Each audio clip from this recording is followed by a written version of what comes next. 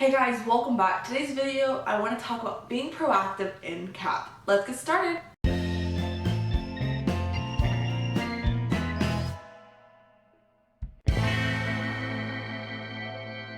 Okay, so this really hit me after I've gone to a lot of things this summer in CAP, and so I've really been thinking about what I want to be sharing on this channel.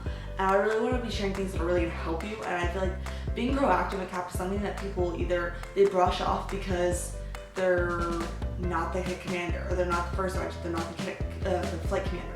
They either brush it off because they're not a high enough rank, not enough experience, or things like that, so they just like, oh, I'm just going to come to CAP. And I feel like that's such a sad way to look at it, because CAP has so much to offer, and it's sad when like it doesn't reach its full potential. And this is something I've kind of had to deal with a little bit with my experience in CAP, and so I think it's something I'm really passionate about sharing. So I think the big thing, like I just said, is it doesn't matter who you are.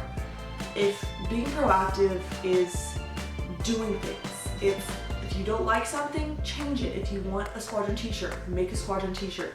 If you want to go to more activities, get your parents to drive you, get your parents to get their CAP license and then drive in the CAP van. And then you know what? People are like, oh, there's a ride, and they'll go to it.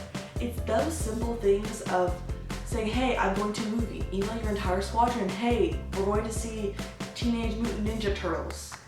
You want to come with me? It's that kind of thing that really builds a community within CAP. Because you're not going to get people who want to come back week after week if you're not doing anything. Those meetings, those weekly meetings are not going to be any fun if it's just 3 cadets walking around doing drill wearing a uniform. You're not going to come back. It's just how it works. Part of being proactive can be planning events, making things like a squadron shirt, a website, a Facebook page, implementing programs. If you want to implement a new ES program, get a lot of people qualified, a rocketry program, do some NRA, shooting some guns, going to events. If you see that there's a homeschool group that's having an open house, set up a booth, go there. Look up parades or things that are going on in your area, and you can even ask parties, like if you have a music festival, you can ask them if you can staff it. Say, I have 10 volunteers who would like to come and staff your event, and a lot of times you'll get free access into it, and then you just clean up trash or do whatever you do, and you're there and you're having fun. I mean, that kind of thing gets you volunteer service hours. You make a band that goes to wing conference or encampments, or like Texas has CTAP. If your wing is having programs, go to them. Bring a CAP van and the rest of your squadron will follow. If you're having trouble coming up with activities, contact your sister squadrons that are close to you and see if you can do something together. You can have a drill competition against each squadron, that kind of thing. I mean, there's so many activities, it's just going to take a little bit of planning on your part to really enjoy something. And that's really how you get your name out there if you want to be doing things in the future. If you don't like something, change it, or at least try. If you don't like that your squadron isn't doing activities, if you don't like that there's no schedule, if you don't like certain things about your squadron, talk to people and change it. But there is a caveat to that of, if you're going to present a problem, you need to present a solution. So if you don't like that there is no schedule, bring a template schedule of how you think it should work or how you'd like it to run, and then offer them the opportunity of you running it. That's really how you're going to get it to be done.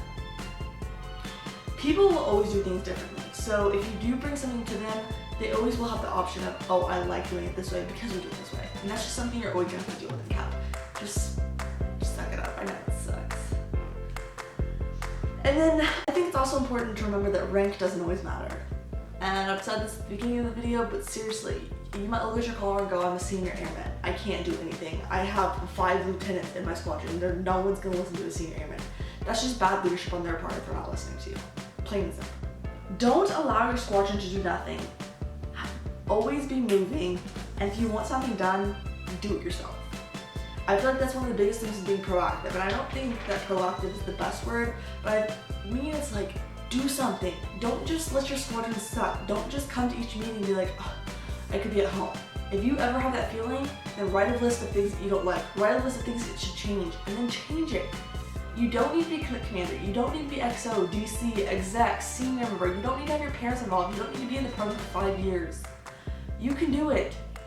mean, if you want to go to NCSA, you can go to NISA. You don't even need to apply. You just have to go to basic encampment. I mean, there's so many opportunities in CAP, so take advantage of them. That's pretty much my whole spiel. If you have any questions on what I mean, if you want specifics, check out some of my other videos, my Facebook page, all that kind of stuff. I'd love to give you advice, help you along. And if you have any questions, please ask. This is another, like, goes with being proactive. If you want something done, if you have questions, you need to ask them.